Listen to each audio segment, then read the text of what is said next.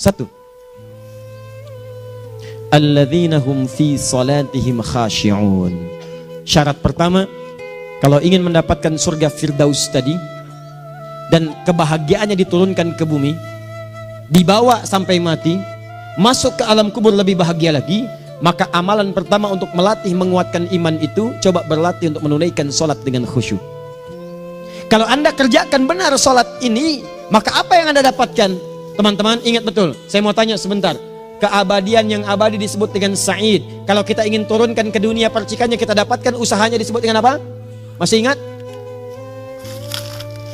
Aflah itu kalau didapatkan, kata dasarnya apa tadi? Falahun. Lihat baik-baik. Kata Allah dalam Al-Quran tadi, kalau ingin mendapatkan falahun, amalan pertama sholat. Makanya ketika dipanggil sholat, kalimat falah dilekatkan pada panggilan sholat. 5 kali diingatkan. Begitu muadzin kemudian azan memanggil Anda, hayya 'alas shalah. Anda bertanya, ya Allah kenapa kami mesti sholat? Dijawab, hayya 'alal falah. Yuk, pagi yuk. Yang sejati datang sini. Belum dapat sujud, belum dapat ruku, saya berikan. Makanya ketika orang sholatnya benar, dia akan mendapatkan 5 keutamaan. Saat di dunia nih, belum ke akhirat, 5 keutamaan yang tidak diberikan pada orang yang tidak sholat. Atau orang sholat tapi sholatnya nggak khusyuk. Sebab syarat mendapatkannya khusyuk. Alladzina hum fi sholatihim khasyi'un. Bukan alladzina hum fi sholatihim saja, tapi ada kalimat khasyi'un. Artinya yang tidak khusyuk saja nggak akan dapat, apalagi yang nggak sholat. Apa yang 5 ini? Lihat baik-baik. 1, orang yang sholatnya benar, pertama kali sebelum mendapatkan kebahagiaan hakiki dari Allah Subhanahu wa Ta'ala, akan dirubah dulu perilaku hidupnya menjadi perilaku yang lebih baik. Kalau orang itu sholatnya benar, maka sholat itu akan melatih dia untuk berubah, bertransformasi jadi orang baik. Itu ada di Quran surah ke-29 ayat ke-45. Innas sholata tanha 'anil fahsya'i wal munkar. Sumber keburukan cuma 2, kalau bukan fahsya itu munkar. Maaf, pornografi, porno aksi, LGBT, kata-kata jorok, kotor itu fahsya. Di orang sholat kata Allah, mustahil berkata-kata kotor. Orang sholat tidak akan pernah mencela. Orang sholat tidak punya kata-kata jorok. Jadi kalau ada sekarang orang yang sholat senang mencela orang lain, itu berarti ada masalah dalam sholatnya. Dan dia belum dijamin sebagai ahli surga terbaik. Dan hidupnya nggak bahagia. Nggak bahagia. Aneh nih. Sholat tapi senang celah orang. Aneh. Aneh. Yang paling bahaya adalah menikmati celahannya. Itu yang paling aneh. Anda ngaji. Anda ikut taklim. Taklimnya sesuai Quran. Taklimnya petunjuk sunnah. Anda sholat, Anda puasa. Tapi Anda masih senang mencela orang lain. Dan menikmati celahan itu. Kalau nggak mencela, kayaknya nggak komplit kehidupan. Maka ada yang salah dengan ibadah Anda. Ada yang keliru. Karena mustahil taat bertemu dengan maksiat. Itu mustahil. Mungkar, keburukan yang diingkari oleh hati. Sumbernya nafsu perut dengan akal. Bohong, mencuri, menipu, membunuh, merampok, membegal, mabuk dan sebagainya. Itu namanya mungkar. Orang sholat gak mungkin mengerjakan mungkar. Jadi kalau sholat kita benar, cukuplah Anda sholat, maka Anda akan jadi orang baik. Makanya kata Nabi, Anda punya anak dari kecil ajarin sholat. Sholat kalau naik jadi balik, kerjakan terus. Kasih pelajaran membuat dia mengerti. Kalau masih susah, berikan pelajaran. Ini sering diterjemahkan dengan memukul. Mukul di Arab beda dengan konteks mukul sekarang. Mukul di Arab tuh ngasih pelajaran supaya ngerti. Anda bisa terjemahkan dengan konteks lain. Uang jajannya tahan, yang kesukaannya simpan dulu. Bisa dengan konteks kekinian. Tapi poinnya, kenapa anak Anda dari kecil ajarin sholat, sampai kenalkan dengan masjid, ajari 3 tahun bawa ke masjid, kenalkan dengan masjid. Gak ada masalah lari-lari itu sebelum waktu sholat. Kenalkan dulu. Dulu orang-orang tuh begitu, sebelum waktunya dikenalkan, jalan, begitu lari, biarin dulu. Setelah itu diberi pengertian. Nah, ini bukan tempat berlari, yang berlari di sana nanti, yang di sini nanti akan ada orang-orang baik semuanya. Terus Anda lihat berbaris, baris rapi. Kalau pengen baik ikutan baris nanti. Terus nanti ada yang mimpin di depan, namanya imam. Imam itu siapa ya? Tetangga kita bukan yang Pak Imam, bukan. Bukan. Kalau tetangga kita namanya Imam S. Arifin. Kalau yang ini imam sholat namanya. Imam sholat itu nanti akan pimpin menyembah Allah. Allah siapa ya? Allah itulah yang memberikan ayah rizki. Allah itu yang memberikan ayah rizki sehingga bisa beli tobot buat kakak. Beli robokar poli. Ini yang poli, ini yang embers, ini yang heli. Ini dulu kakak semuanya tuh. Yang kasih Allah. Nanti kalau kakak bagus bisa ikut rapi di sini. Allah akan senang, akan ditambah lagi oleh Allah. Oh begitu ya. Datang, begitu caranya. Ini bukannya waktu sholat belum dikenalin tadi bawanya main-main di masjid. Bahkan ada yang agak repot lagi, di rumahnya susah diatur, dibilang, kamu ini susah diatur, main sana ke masjid, disuruh main, ya main di masjid. Yang salah bukan anaknya, orang tuanya. Apa rahasianya anak itu disuruh ke masjid, suruh sholat? Rahasianya, begitu anak itu sholat dengan baik, maka dia akan tumbuh jadi anak baik di kemudian hari. Itu maksudnya. Nah, sekarang saya agak bingung ini, pendidikan TK sekarang salah sih? Enggak, cuma saya agak bingung mikirnya. Ini anak belum diajarin sholat, udah diajarin manasik. Itu bagaimana cara berpikirnya Ferguson? Agak repot saya mikirnya tuh. Ya. Walaupun salah sih enggak, cuma saya bingung gitu. Kenapa nggak dikerjakan tahap yang pertama dulu? Tangga itu kan berurutan. Nggak bisa Anda lompat langsung ke 5. Kan 1, 2 belum terlewati. Jelas ya? Ah, ini gambarannya. Sholat nih. 1 pasti baik. Ini kalau sekarang sholat, lisan belum baik, mata belum baik, sampai ke kaki, berarti ada yang salah sholatnya tuh. Ada yang nggak tepat. Tangan sembarangan, snack orang ngambil. Awas. Tuh sendal orang, mau wudhu nggak ada sendal, pakai sendal orang. Udah bilang belum? Kehujanan pakai payung orang. Udah bilang belum? Ya kan gampang Ustaz. Ini kan juga mungkin diikhlaskan karena Allah. Ya ikhlas, cuman pakainya belum minjam. Bagaimana kalau sedang pegang payung itu keluar, Anda meninggal? Nah, coba mikirin ke situ. Coba ke kantor. Kalau didorong proyek yang nggak jelas, minta tanda tangan, pikirin dulu bagaimana kalau meninggal. Kemarin saya sama teman-teman artis saya katakan begini, Anda ya, kalau Anda mengaji dengan saya, jangan pernah menerima peran maksiat. Walaupun itu sekedar adegan, tapi itu maksiat. Kalau bayangkan ketika Anda memerankan itu, Anda diwafatkan oleh Allah Subhanahu Wa Taala. Maka demi Allah saya katakan tidak ada faedahnya Anda ngaji sekarang, ngaji besok. Ketika Anda menerima peran itu, Anda wafat dalam keadaan bermaksiat di hadapan Allah Subhanahu Wa Taala. Maka saya pun katakan pada Anda, ayo belajar yang betul, pahami. Bangun sholat, belajar, dalami seperti orang tua kita dulu. Tinggalkan nyontek, budaya yang gak jelas. Rasakan ketika nyontek Anda wafat. Apa yang Anda dapatkan? Di Libya itu, kalau nyontek, di Libya ya, saya pernah sekolah di Libya nih. Itu kalau nyontek, dibiarin aja dulu.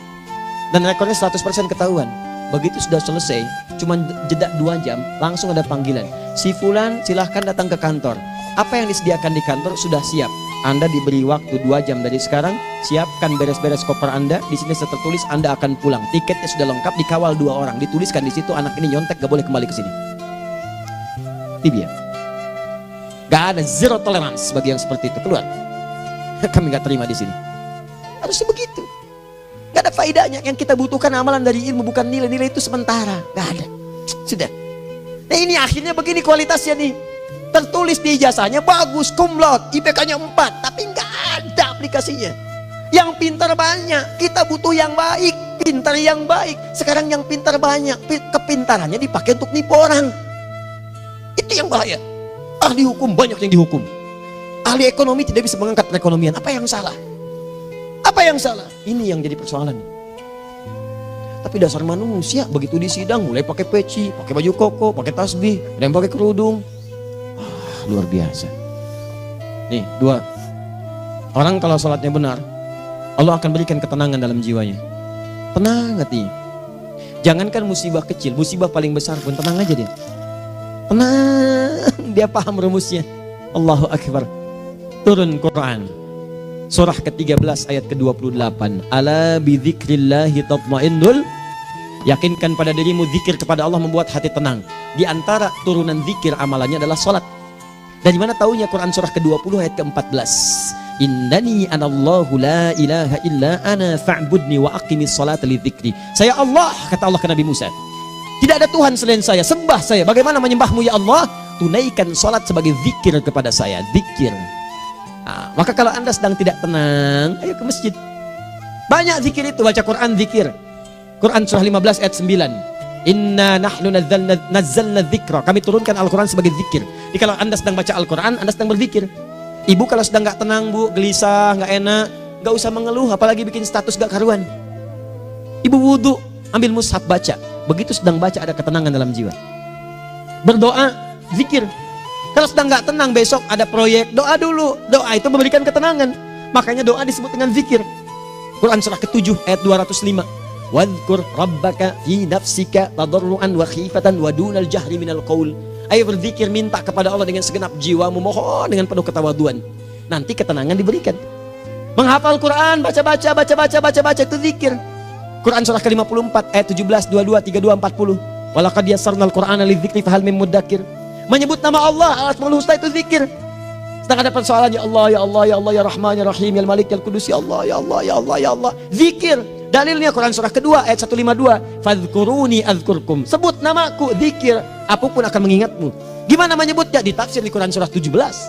Ayat keberapa? 110. Qulid Allah awid Rahman ayyamma tad'u falahul asmaul husna. Sebut nama Allah. Itu menenteramkan pada jiwa. Sedangkan sholat gabungan dari semua zikir tadi. Bukankah dalam sholat Anda baca Al-Quran? Bukankah dalam sholat Anda menghafal Al-Quran? Bukankah dalam sholat Anda berdoa? Bukankah dalam sholat Anda istighfar? Anda mohon digabungkan semua itu. Amalan sholat menggabungkan semua jenis zikir. Masa Anda nggak tenang juga? Makanya sholat, jangankan sholat ya, tempat sholat itu yang menenangkan. Tempat sholat, tempat paling tenang di muka bumi. Kalau nggak percaya silahkan ya, Anda sebelum masuk ke Istiqomah ini, begitu Anda masuk kan perasaannya beda kan? Lain. Silahkan cek, kalau cari ketenangan datang ke masjid. Masuk, wudhu masuk, sholat 2 rakaat tenang. Dekat kipas angin, saking tenangnya, plek ngantuk tidur. Beneran, enak. Makanya saat Ramadan kalau orang pengen cari ketenangan, lihat di perusahaan-perusahaan penuh tuh musola, pada tidur. Ya, mengamalkan hadis palsu. Ya, dia musaim ibadah, tidurnya orang puasa ibadah, hadis palsu. Nah, itu teman-teman. Itu gambarannya tiga. Orang yang salatnya khusyuk benar, itu dijamin langsung oleh Allah Subhanahu wa taala akan dimudahkan semua urusan hidupnya termasuk rezekinya. Ini yang saya katakan. Jadi saya katakan tadi, di akhirat ini, di surga, rezeki tinggal ngambil. Anda kalau benar sholatnya, itu langsung dijanjikan oleh Allah. Rezeki itu nggak perlu Anda banyak pikirkan. Ikhtiar sedikit, datang. Bahkan dari sisi yang tidak Anda duga. Apa dalilnya? Quran surah ke-65 ayat 2 dan 3. Ditafsir di Al-Baqarah ayat 2 dan 3. Wa may yattaqillaha yaj'al lahu makhraja. Ada orang yang meningkatkan takwanya kepada Allah, kami mudahkan urusan hidupnya. Setiap persoalannya diberikan jalan keluar, mudah. Solusi. Setiap ada problematika, ada solusi. Wa yarzuqhu min haitsu la yahtasib. Dan kalau dia ingin mendapatkan rezeki, bahkan kami kirimkan dari sisi yang tidak dia duga. Orang lain capek ini datang lagi, tawaran proyek datang lagi. Utsman tuh Masya Allah kayanya banyak, tapi yang paling dirindukan bukan saat mendapatkan peningkatan omsetnya, yaitu saat dia mendapatkan waktu khusus dengan Allah untuk sholat malam hari, sampai-sampainya sempat sholat tahajud sampai khatam Al-Quran. Abdurrahman bin Auf demikian, Tamim Ad-Dari demikian, sholat karena tahu sholat itu meningkatkan rizki. Karena tahu kuncinya ada di situ, Allah yang punya rizki, disebut dengan Razak, pemilik rizki. Maka saya harus punya hubungan dekat dengan Allah. Kalau sudah punya hubungan dekat, mau apa aja gampang. Belum minta, udah diperhatikan. Silahkan cek, Anda punya hubungan baik dengan bos Anda di kantor. Ya, sebelum Anda minta, beliau udah pikirin tuh. Telepon bendahara, dia udah ngambil belum gajinya? Belum Pak, tambahkan bonus sekian. Kenapa? Karena dia mengawasi Anda. Allah maha tahu dibandingkan dengan bos Anda. Mendekat kepada Allah, semua diperhatikan oleh Allah. Siapa orang takwa itu? Kalimat takwa pertama di Al-Quran Al-Baqarah ayat 2, amalannya ayat 3. Dzalikal kitabu la raiba fihi hudal lil. Siapa mutakin itu? Ayat 3-nya. Alladzina yu'minuna bil ghaib wa yuqimunas shalah. Nih, gampang. Kalau pengen mudah hidupnya gampang. Biaya nggak mahal, tenaga nggak banyak, tingkatkan takwa. Nih, kalau hidup Anda masih susah, di kantor champion, di rumah tangga bermasalah terus, atau sebaliknya, maka boleh jadi kalau gelar Anda tinggi, harta Anda banyak, tapi selalu punya masalah. Bukan Anda kurang hebat, bukan Anda kurang kedudukan, bukan Anda kurang kaya, Anda kurang takwa. Dan yang paling dahsyat, mungkin sholat Anda belum berkualitas. 4. Orang yang sholatnya benar, khusyuk dia. Bahkan saat sholat itu kalau dia minta, maka seketika doanya akan dikabulkan. Tanpa diskusi, langsung seketika. Contoh, Quran surah ketiga ayat 38 sampai 39. Demi Allah saya katakan, Nabi Zakaria punya masalahnya pelik. Sudah berumah tangga, istrinya divonis monopos, maaf bahkan mandul. Gak mungkin punya keturunan. Maka apa yang beliau kerjakan? Secara singkat beliau sholat. Begitu sholat minta kepada Allah. Hunalika da'a Zakaria rabbah. Di mihrab itu beliau bermohon kepada Allah. Bermohonnya sambil sholat. Qala rabbi habli min ladunka dzurriyyatan thayyibah innaka sami'ud du'a. Ya Allah, mereka katakan saya nggak mungkin punya keturunan. Sekarang saya ingin katakan, ya Allah, saya hanya minta darimu saja, saya nggak akan dengarkan mereka. Ya Allah, mohon Engkau maha mendengar, ya Allah. Maha mendengar doa saya. Kalau kepada yang maha mendengar aja nggak mengabulkan, kepada siapa lagi saya mesti minta? Apa yang terjadi? Fanadatul malaikatu wa huwa qa'imun yusalli fil mihrab. turun malaikat mengabarkan, sedangkan beliau masih sholat, belum selesai dalam sholatnya. Sholat khusyuk itu belum selesai sholat aja dikabulkan, doa sudah turun. Sholatnya belum selesai, doa sudah dikabulkan. Annallaha yubashshiruka bi Yahya. Allah kasih kabar gembira, doa kamu didengar, dikabulkan, kamu akan punya anak, namanya langsung dari Allah Yahya, artinya hidup yang mustahil menurut manusia. Lahir seorang dari rahim perempuan yang menepus dan mandul, bayi yang hidup, kata Allah nggak ada yang mustahil bagiku, jadi dan jadi dia. Berita baiknya, Nabi Zakaria sholat dikabulkan. Umat Nabi Muhammad sebelum sholat sudah ditunggu oleh Allah, mau minta apa aku kabulkan sekarang. Hadisnya qudsi, saya bacakan. Hadatsana qala Rasulullah sallallahu alaihi wasallam, qala Allah azza wa jalla, qasamtu shalah baini wa baina abdi. Kata Allah, saya bagi dua ya salat antara aku dengan hambaku. Wali abdi ma sa'ala. Kalau hambaku benar salatnya, aku berikan apapun yang dia minta sekarang. Idza qala al-abdu alhamdulillahi rabbil alamin. Bagian pertama, kalau hamba benar membaca Al-Fatihahnya dari alhamdulillahi rabbil alamin, kalau Allah azza wa jalla dijawab oleh Allah, hamadani abdi, hambaku sedang memujiku. Wa idza qala ar-rahmanir rahim, jika hambaku berkata ar-rahmanir rahim, qala Allah azza wa jalla asna alayya abdi, hambaku sedang menyanjungku. Wa idza qala maliki yaumiddin, qala Allah azza wa jalla majjadani abdi, kalau hambaku mengatakan maliki yaumiddin, kata Allah hambaku sedang mengagungkanku. Perhatikan sekarang.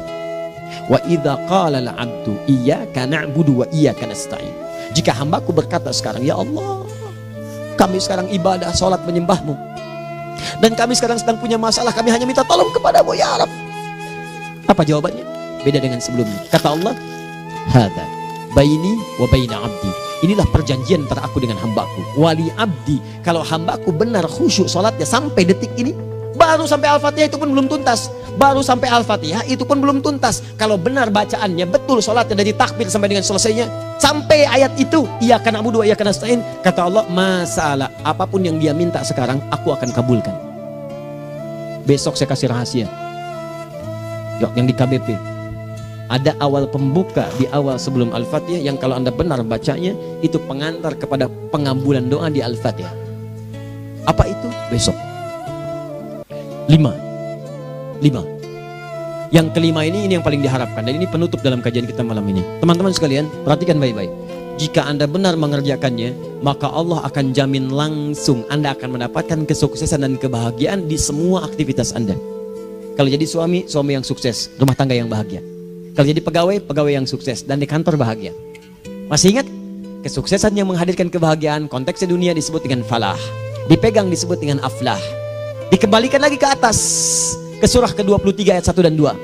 Qad aflahal mu'minun. Apa amalannya? Alladzina hum fi salatihim khashi'un.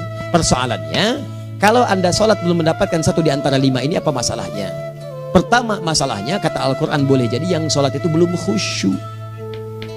Apa itu khusyuk? 2 maknanya, dan saya tutup di sini. Apa yang 2 itu? 1, kebanyakan orang salat masih membawa dunia dalam salatnya. Makanya kalau pengen khusyuk, kata Allah, maka Anda rasakan akan bertemu Allah. Rumusnya Quran surah kedua ayat 45 sampai 46. Rasakan secara singkat, mungkin itu sholat terakhir yang Anda akan kerjakan dalam kehidupan. Mungkin di sholat itu Anda wafat. Kata Allah, alladzina yadhunnuna annahum mulaqu rabbihim. Orang khusyuk itu sudah kelihatan dari sebelum sholat, dia sudah merasa persiapan menghadap Allah. Persiapan ke manusia aja, dia sudah siap-siap, mandi dulu, ganti pakaian, pakai parfum, macam-macam dan sebagainya, hanya memenuhi undangan manusia. Allah mengundang Anda 5 kali dalam sehari. Ya maaf, mengabulkan doa Anda, mencukupkan kebutuhan, menyembuhkan kalau sakit, disiapkan Anda. Harusnya apa? Penampilan sempurna. Kata Quran, orang khusyuk itu kelihatan sebelum sholat, pakaiannya kelihatan.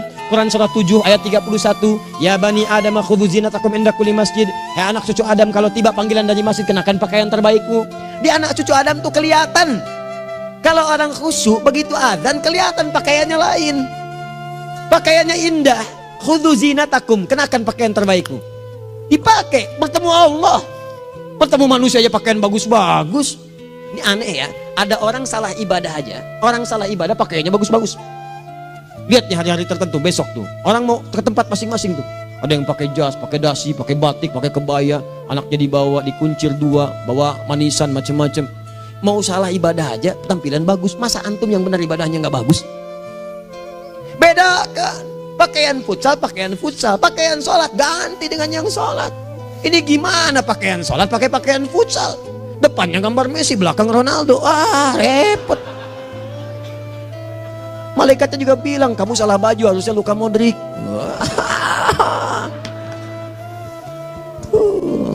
Apalah saya. Nah, yang mau tanya apa? Mourinho dipecat saya tahu. Lagi nganggur sekarang, ditawarin Benfica dia nggak terima. Sekarang jadi dia komentator di beIN Sport. Nanti sebentar lagi dia akan komentar di laga Saudi dengan Qatar dan komentar laga Arsenal dengan Ipswich. Digantikan oleh Solskjaer. Dia super sub dulu. Ya, super sub. Ya, the baby assassin, ya pembunuh yang berwajah baby face. Masuk jadi akhir-akhir. Gol. Sekarang melatih dia 5 kali kemenangan, belum kalah sama sekali. Saya hafal itu. Tapi masih di urutan ke-6. Tapi jaraknya ke yang ke-4 itu tinggal 3 poin lagi. Hafal saya. Liverpool tahu cuma 4 poin sekarang bedanya. Kemarin 7 kalah 2-1 sama Manchester City. Walaupun banyak analisis yang menyebutkan mungkin itu diberikan saja gitu kan. Karena ada yang lain-lain. Hafal kedua Manchester City. Hafal saya. Ayo mau tanya apa lagi? Tottenham Hotspur ke bawahnya. Ada Chelsea, ada Arsenal, baru kemudian Manchester United. Liga Italia, wah udah gak kekejar Juventus. Ya, apa lagi? Dan seterusnya lah.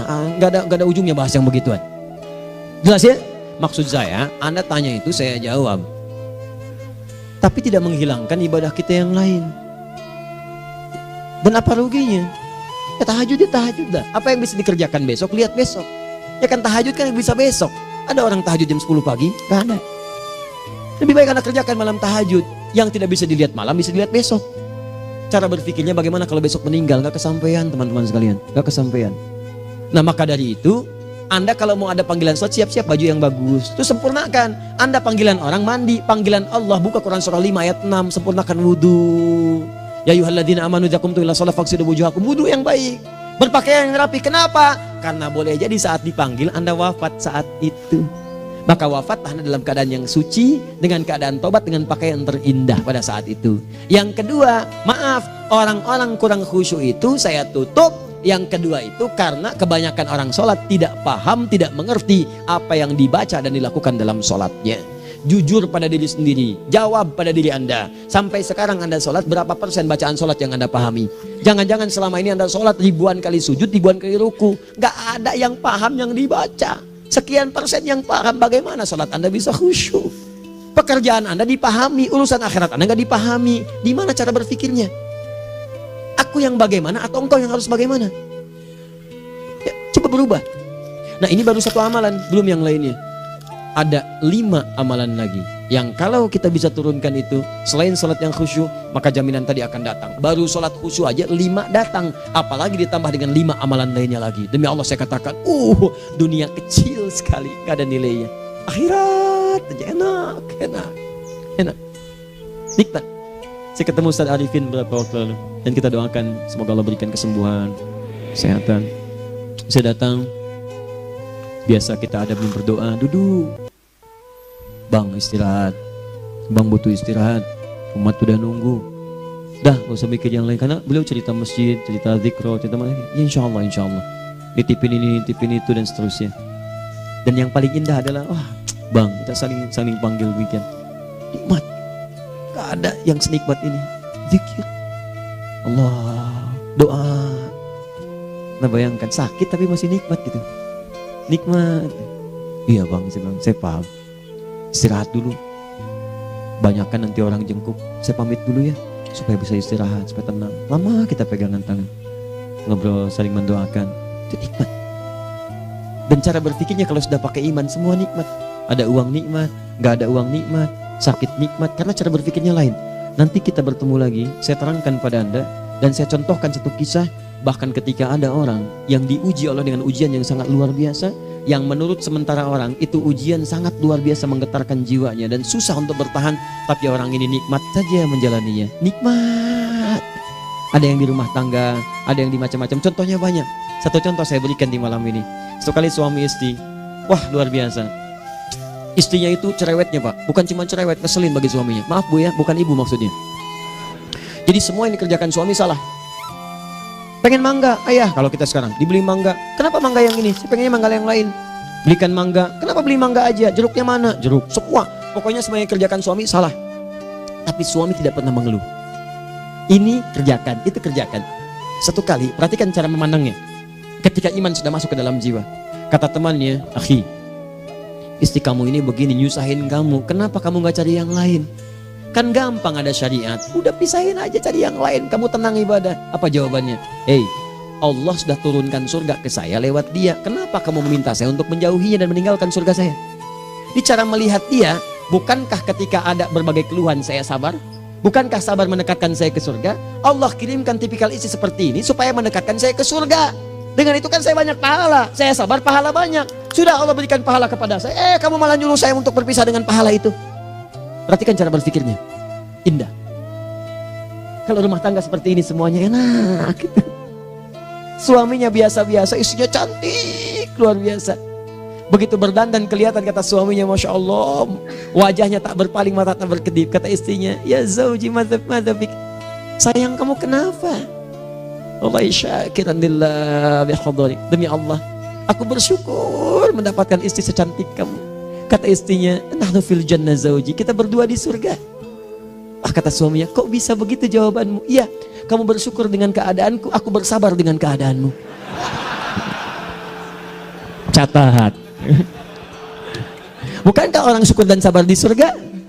Tuh lihat, canda-canda orang-orang soleh itu begitu. Nikmat ketawa walaupun nyelekit di hati. Cuman bawaannya enak gitu. Nah, nanti itu ada tuh, nanti saya turunin tuh. Yang di rumah tangga, yang ini, yang itu nanti. Kapan? Pertemuan berikutnya. Ya, jadi kita cukupkan dulu di malam ini apa yang kita pelajari supaya nanti nggak terlampau banyak kita dapat materi. Cuma sayang sedikit mengamalkan.